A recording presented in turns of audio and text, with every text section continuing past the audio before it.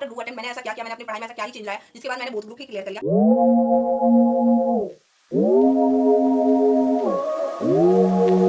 Hi guys, welcome back to my channel. This is me Ayushi and इस video में ना मैं पूरी ही अपनी स्ट्रेटेजी बताने वाली हूँ कि आफ्टर डू अटेम्प्ट मैंने ऐसा क्या किया, मैंने अपनी पढ़ाई में ऐसा क्या ही चेंज लाया जिसके बाद मैंने बोथ ग्रुप ही क्लियर कर लिया।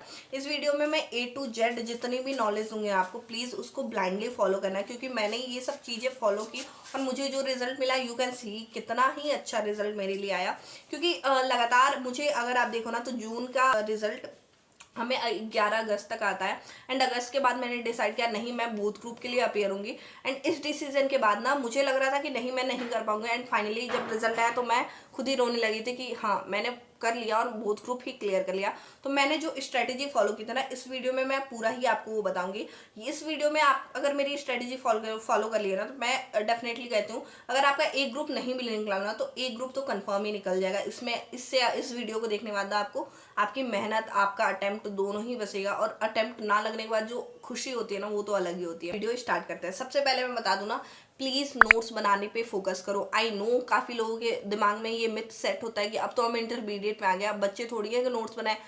एक टीचर ने भी एक मतलब जहाँ से मैंने क्लास ली थी वहां पे भी एक सर ने ऐसे ही बोला था कि अब आप लोग इंटरमीडिएट में आ गए, अब 1 to 1 नोट्स बनाना नहीं सही है। बट नहीं, प्लीज नोट्स बनाने पे ज्यादा ध्यान दो क्योंकि ना नोट्स ही ऐसी चीज है ना जो आपके कॉन्सेप्ट को क्लियर करेगी। एक एक चीज आपको कैसे याद करना है, क्या याद करना है, क्या लिखना है, वो सब आपके नोट्स से ही क्लियर होंगे। तो प्लीज नोट्स बनाओ और जितना हो सके ना उतना डेडिकेशन के साथ अपने नोट्स बनाओ क्योंकि उससे ही आपको शॉर्ट नोट्स बनेंगे, उससे ही आपको रिवीजन करना पड़ेगा, वही आपके सारे ही हेल्प करेगी, नोट्स ही रिवीजन में हेल्प करेगी।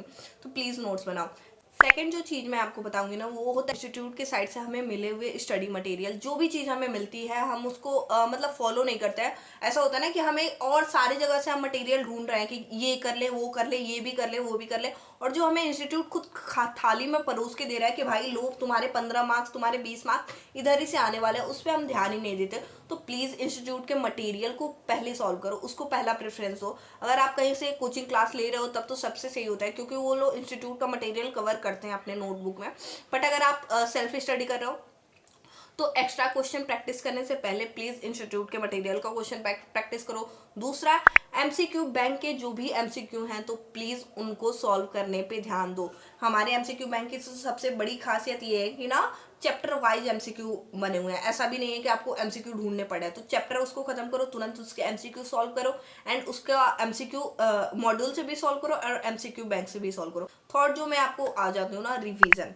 आप कितना ही पढ़ लोगे, रिवीजन आप नहीं करोगे तो ये आपके लिए ना काफी ड्रॉबैक साबित होने वाला है। मैं आपको बता दूं मैंने 3 रिवीजन किए थे एग्जाम से पहले और एक तो पढ़ने के साथ ही जो रिवीजन होता है वो ऐसे मैंने ऐसे ले लो ना तो मैंने 4 रिवीजन किए थे। आप पढ़ कितना रहे हो ना वो नहीं मैटर करता, आप रिवीजन कितना कर ले रहे हो ना वो ज्यादा मैटर करता है। वो एग्जाम टाइम में आपको आपका रिवीजन याद आने वाला है, आपने कितना पढ़ा है, आपने पूरा सिलेबस कवर कर लिया। जैसे दिसंबर में एग्जाम है, नवंबर तक आप पूरा ही सिलेबस कवर करने में लगे हो और रिवीजन नहीं करो तो काफी ये खराब बात है। रिवीजन पे काफी ध्यान दो। अगर आप बोथ दे रहे हो तो 3 रिवीजन तो कंपलसरी है और अगर आप सिंगल दे रहे हो तो भी 2 रिवीजन करो ताकि आपका अटेम्प्ट क्लियर, आपका अटेम्प्ट ना लगे और आपका एग्जाम क्लियर हो जाए।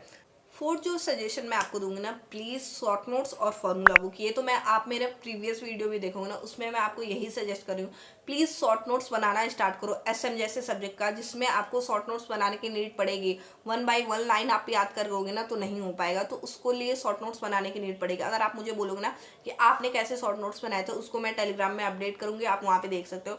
फॉर्मूला बुक पे आ जाते हैं तो एफएम जैसे सब्जेक्ट में जिसमें रेशियो में आपको भर के ही फॉर्मूले हैं, उसको एग्जाम टाइम के पहले आप एक एक नोट्स खोल के आप उसको एक जगह यहाँ फॉर्मूला रखा है, दूसरी जगह दूसरे पेज पे, ऐसे नहीं पॉसिबल हो पाता। तो अभी जब आप सब्जेक्ट अपना क्लियर कर रहे हो ना, मतलब पढ़ाई कर रहे हो, उसका फॉर्मूला एक अलग से कॉपी बना लो और उसमें लिखते चलो ताकि एग्जाम के लास्ट टाइम पे ना जब जैसे 10 मिनट बाकी अभी आपको अंदर जाने में, उससे पहले आप 5 मिनट अपने सारे फॉर्मूले देख लो ताकि 1 मिनट में क्लियर हो जाए पूरा और कोई डाउट ना बचे। तो शॉर्ट नोट्स और फॉर्मूला बुक चौथा, ये इस पे जरूर ध्यान देना। पांचवा और सबसे इंपॉर्टेंट चीज मैं बताऊँ ना, सब्जेक्ट को पढ़ना कैसे है ये सबसे इंपॉर्टेंट याद रखो। जैसे 3 सब्जेक्ट ले लेते हैं। सबसे पहले ओएमएसएम, दूसरा डायरेक्ट इनडायरेक्ट टैक्सेशन, तीसरा corporate accounting and auditing. Corporate accounting and auditing और डायरेक्ट टैक्सेशन, इनडायरेक्ट टैक्सेशन, इन दोनों के लिए मैं स्ट्रेटेजी ये बता रही हूँ ना, इसमें से एक पोर्शन पे अपनी पकड़ मजबूत बना लो, या तो वो इनडायरेक्ट टैक्सेशन हो, या तो डायरेक्ट टैक्सेशन, या तो ऑडिट, या तो कॉर्पोरेट अकाउंटिंग, ताकि एक पोर्शन ना आपको मार्क्स दिलाने और 40 नंबर सिक्योर करने में हेल्प करे, और एक पोर्शन को ना सिर्फ इस हद तक पढ़ो ना कि वो आपको सिर्फ क्वेश्चन अटेम्प्ट करने में हेल्प करे। जैसे मैं आपको अपना एग्जांपल दे दूं, मैं इनडायरेक्ट टैक्सेशन को इतने अच्छे से पढ़ लेती थी ना कि मेरे एमसीक्यू कभी इनडायरेक्ट टैक्सेशन के तो आज तक मेरे एमसीक्यू गलत गए ही नहीं, ठीक है। एंड इनडायरेक्ट टैक्सेशन में ना मैं 3 क्वेश्चन होते थे, उसके तीनों क्वेश्चन सॉल्व करती थी।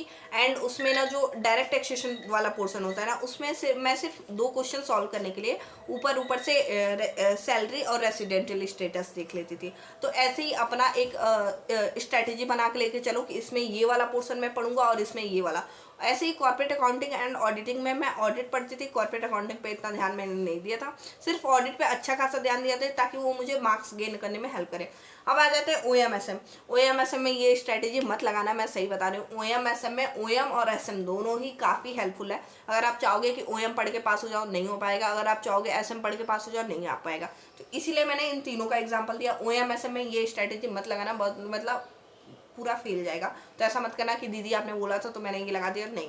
ओएमएसएम में ये नहीं लगेगा, ओएमएसएम में आपको पूरा ही पढ़ना है। ओएमएसएम में सिर्फ आपकी हेल्प एक ही इंसान कर सकता है, वो है शॉर्ट नोट्स। तो अगर शॉर्ट नोट्स बनाओगे बच जाओगे, नहीं बनाओगे फेल हो जाओगे, मैं सही बता रही हूँ। मुझे उसने ही हेल्प किया था। So that's all for this video. इस वीडियो में मेरे जो की पॉइंट्स थे जो मुझे मेंशन करने लायक लगे वो सारा ही मैंने मेंशन कर दिया। तो प्लीज़ तुम अपनी स्ट्रैटेजी में अगर कुछ और इम्प्लीमेंट करते हो या कुछ और आपकी स्ट्रैटेजी है तो प्लीज़ मुझे कमेंट करके ज़रूर बताना। और नेक्स्ट वीडियो आपको किस चीज़ पे चाहिए वो भी मुझे कमेंट करके बताना। ग्रुप 2 या ग्रुप 1 से रिलेटेड आपको कोई भी हेल्प चाहिए हो तो मुझे टेलीग्राम या इंस्टाग्राम कहीं भी कॉन्टैक्ट कर सकते हो।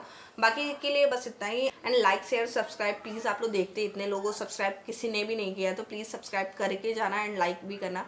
Thank you for watching, bye.